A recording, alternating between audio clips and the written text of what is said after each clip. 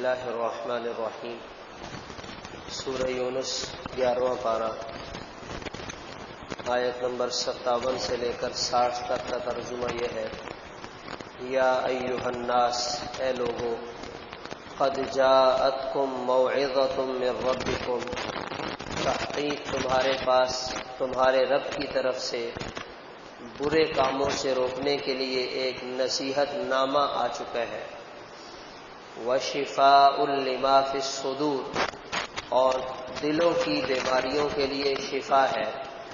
وہدی ورحمہ، اور ہدایت ہے اور رحمت ہے ایمان والوں کے لیے۔ قل بفضل اللہ وبرحمتہ، آپ ان سے کہیے کہ اللہ کے فضل یعنی قرآن اور اس کی رحمت کے ساتھ ایمان والوں کو خوش ہونا چاہیے۔ ہوا خیر مما یجمعون، یہ قرآن پاک بہت بہتر ہے ان چیزوں سے جسے یہ دنیا کے لیے جمع کرتے ہیں۔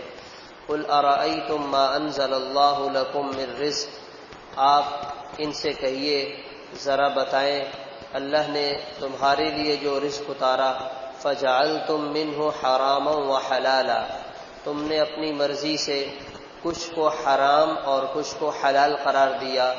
قل اللہ اذن لکم، آپ ان سے کہیے آیا اللہ تعالی نے تمہیں اجازت دی ہے؟ ام علی اللہ تفترون، یا تم اللہ کے خلاف جھوٹ باندھتے ہو؟ وما ظن الذین یفترون علی اللہ الکذب یوم القیامہ، ان لوگوں کا قیامت کے دن کیا حال ہوگا جو اللہ پر جھوٹ باندھتے ہیں۔ ان اللہ لذو فضل علی الناس، بے شک اللہ تعالی اپنے بندوں پر بہت فضل فرماتے ہیں۔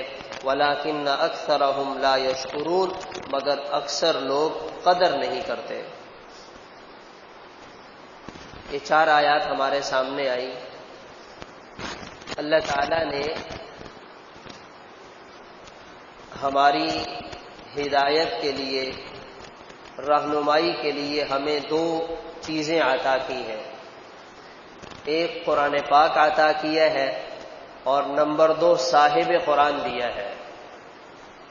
یہ 2 چیزیں اگر کسی مسلمان کی زندگی میں زندہ ہو جائیں، آپ صلی اللہ علیہ وسلم کی زندگی جو صاحب قرآن ہے اور قرآن پاک میں بتلائی گئی ہدایات اور تعلیمات جو اللہ کی طرف سے آئی ہیں، یہ 2 چیزیں زندہ ہو جائیں تو مسلمان کی زندگی سنور جائے گی، بن جائے گی۔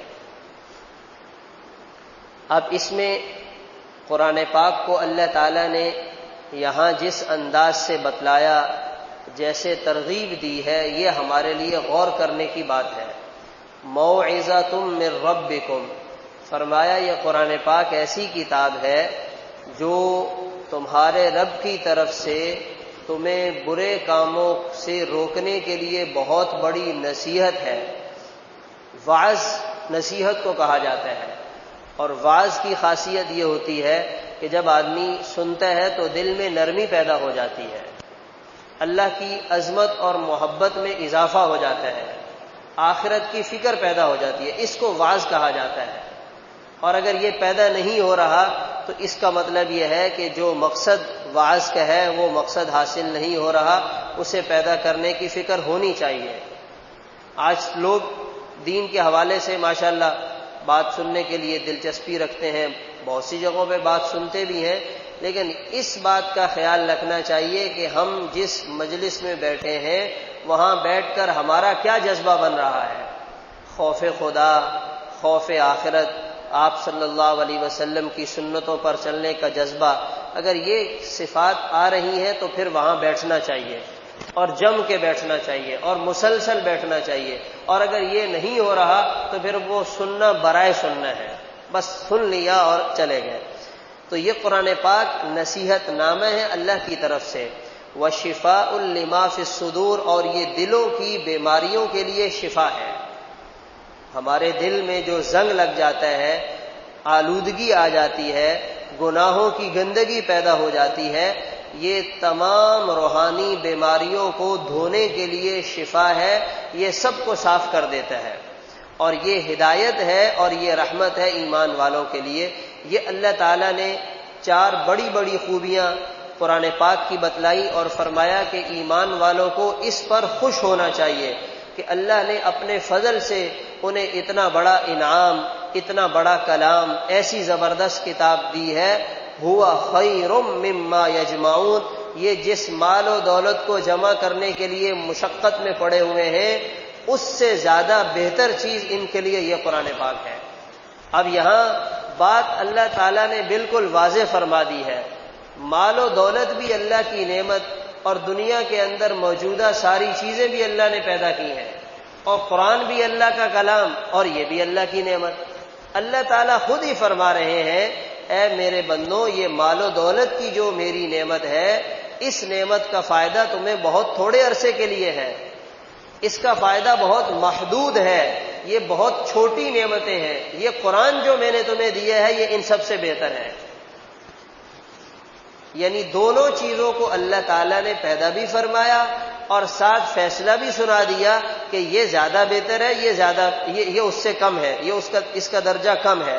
جیسے والد اپنے بیٹے کو سمجھانے کے لیے دو چیزیں اس کے سامنے رکھے، بیٹا یہ لے لو یا یہ لے لو، مگر یہ لوگے تو یہ اچھی چیز ہے، ایک نمبر چیز ہے، آپ کے ساتھ چلتی رہے گی، اس کا فائدہ آپ کو زیادہ ملے گا، یہ لے لوگے تو یہ 2 دن کے بعد ٹوٹ جائے گی، ختم ہو جائے گی۔ تو پھر بچہ کیا کرے گا؟ اس چیز کو لے گا جو پائیدار ہے، معیاری ہے، دیر پا چلنے والی ہے۔ ہمیں اللہ تعالیٰ اسی طرح سمجھا رہے ہیں کہ یہ بھی ہے، یہ بھی ہے۔ ہوا خیر مما یجمعون، یہ قرآن لے لو گے تو یہ بہت بہتر ہے جس کو تم جمع کرنے کے لیے دن رات ایک کر دیتے ہو اور اپنے آپ کو پریشان کرتے ہو۔ اب یہ دیکھیں ہمارے گھروں میں، ہمارے مسلمان معاشرے میں قرآن پاک کے حوالے سے کیا صورتحال ہے۔ باطل نے ہم پر اتنی محنت کی ہے، باطل نے ہم پر اتنی محنت کی ہے کہ ہمارا قرآن سے رشتہ کاٹ کے رکھ دیا ہے۔ کسی دور میں مسلمانوں کی صبح کا آغاز قرآن پاک کی تلاوت کے ساتھ ہوا کرتا تھا، یعنی یہ عام سی بات تھی۔ مرد مسجد میں تلاوت کرتے، خواتین گھر میں تلاوت کرتی، بچے بڑے بوڑھے چھوٹے جوان، ان میں ہر شعبے میں، ہر طبقے میں ایک بڑی تعداد ایسے لوگوں کی ہوتی تھی جو قرآن پاک کی تلاوت سے اپنی صبح کا آغاز کرتے تھے۔ آج ہمیں باطل نے ہم سب کو مصروف کر دیا ہے۔ بچوں نے صبح اٹھنا ہے تو اسکول جانے کی تیاری کرنی ہے، عورتوں نے صبح اٹھنا ہے تو بچوں کو اسکول بھیجنے کی تیاری کروانی ہے، مردوں نے صبح اٹھنا ہے دفتر جانے کی تیاری کرنی ہے، رات کو فارغ ہوں گے، جب گھر آئیں گے تھوڑا سا فرصت کا وقت ملے گا، کالی اسکرین لے کے بیٹھ جائیں گے، ٹیلی ویژن آن کر کے بیٹھ جائیں گے۔ اب جب ہمارے پاس ٹائم ہی نہیں ہوگا اور ہمارے دلوں میں یہ گناہوں کا زنگ اور یہ اس کالی اسکرین کی گندگی جاتی رہے گی، بھرتی رہے گی، تو پھر ہم قرآن کہاں سے پڑھیں گے؟ اور پھر یہ جو ہمارا دل کا برتن ہے، دنیا میں اگر ہمارے گھر میں کوئی چھوٹا سا ڈبہ، چھوٹا سا برتن ہو، اس میں آپ تھوڑا سا بھی گند ڈال دیں، ایک دن رکھیں، گند نہ ڈالیں، آپ ڈبل روٹی رکھ دیں اور اس کا ڈھکن بند کر دیں، 2 دن کے بعد آپ اس برتن کو کھولیں، ایسی سخت بدبو پیدا ہو جائے گی کہ اس کو سونگا نہیں جائے گا۔ ایک عام برتن کا یہ حال ہے، ہمارے دل کے برتن میں دن رات گند جا رہا ہے، سپلائی ہو رہا ہے، مسلسل جا رہا ہے، 1 دن نہیں، 2 دن نہیں، 1 مہینہ نہیں، 1 سال نہیں، اوپر تلے گند سپلائی ہوتے ہوئے لائن سے آ رہا ہے۔ اور کون سی لائن سے آ رہا ہے؟ آنکھوں کی لائن سے۔ تو ہمارے دل کی بدبو کا کیا حال ہوگا؟ تو پھر ہمیں قرآن کی تلاوت میں کیسے ہمارا دل لگے گا؟ ہمیں قرآن پاک کی تلاوت کی طرف ہماری توجہ کیسے ہوگی جب ہم نے اپنے دل کے برتن کو گندگی سے بھر دیا؟ تو پھر ہمارا قرآن سے رشتہ ٹوٹ گیا، کمزور ہو گیا، قرآن کو ہم نے نظر انداز کر دیا۔ تو میرے محترم دوستو عزیزو، ہمیں قرآن کی طرف واپس آنا ہوگا۔ اور پھر اس میں یہ بات ہمارے لیے ضروری ہے، قرآن پاک کو اللہ تعالیٰ نے فرشتے کے ذریعے کسی رسی کے ساتھ باندھ کے نیچے زمین پہ نہیں لٹکایا کہ اے بندو یہ قرآن ہے، یہ بیت اللہ کے اوپر لٹکا ہوا ہے، اس کو پڑھتے جاؤ اور عمل کرتے جاؤ۔ قرآن کے ساتھ صاحب قرآن اور شخصیت کا ہونا بھی ضروری ہے۔ آپ صلی اللہ علیہ وسلم نے صحابہ کرام کی بنفس نفیس تربیت فرمائی ہے۔ تو چونکہ آپ کے زمانے میں آپ جیسی شخصیت، اعلیٰ درجے کی شخصیت موجود ہے، آپ کے دنیا سے تشریف لے جانے کے بعد ہر زمانے میں علماء آپ کی نیابت میں آپ کی دی ہوئی ذمہ داری کو امت تک پہنچانے والا کام کر رہے ہیں۔ تو اب ہمیں کیا کرنا پڑے گا؟ قرآن کے ساتھ علماء کے ساتھ جڑنا بھی ضروری ہے۔ قرآن پاک کے ساتھ تعلق ہو، علماء کی صحبت ہو، پھر یہ قرآن پاک اپنا رنگ دکھائے گا۔